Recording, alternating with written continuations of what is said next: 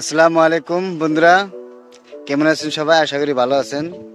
তো আজকে আমি যে জায়গায় থাকি এই জায়গার বিষয়ে দুই চারটা কথা কমু, ধৈর্য সহকারে শুনবেন। যদি ভালো লাগে তাহলে ভিডিওটা লাইক দিবেন আর শেয়ার করে দিবেন। আর যারা পেজে দেখতেছেন ফলো করে দিবেন, যদি চ্যানেলে দেখে থাকেন সাবস্ক্রাইব করে দিবেন দয়া করে। তো আমি যে জায়গায় থাকি এই জায়গাটা, আমার লোকেশনটা হইলো, আমি দেখাতেছি, ওই যে ব্যাকগ্রাউন্ডে দেখতেছেন কোম্পানি একটা, ওই কোম্পানিতে আমি থাকি। এটা হাই রোড এটা এনে এসি।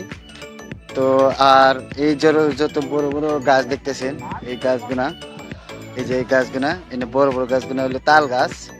সব খালি তাল গাছ বেশি। আর এই ছোট ছোট যেটা পাথরে ক্ষেত দেখতেছেন, এই যে ক্ষেত, এনে সব বাদামি ক্ষেত, খালি বাদামি ক্ষেত। এনে বাদামিটা বেশি বুনছে।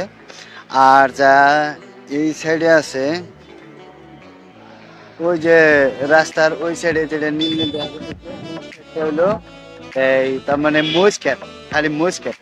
তো এনে বিশেষ করে ক্ষেতের বিষয় কবার গেলে মরিচ ক্ষেত্রে বেশি, মরিচ ক্ষেত্রে বেশি।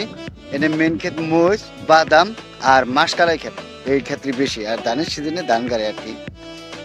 আর যাই হলো, আর এনে গরম বেশি, অতিমাত্রা গরম। এই যে জারের দিন, তাও কিন্তু ফ্যান চালায় চলি আমরা। আমরা এনি টাইম ফ্যান ব্যবহার করি, রাত দিন 24 ঘন্টা ফ্যান, ফ্যান ছাড়া চলে না, গরম বেশি।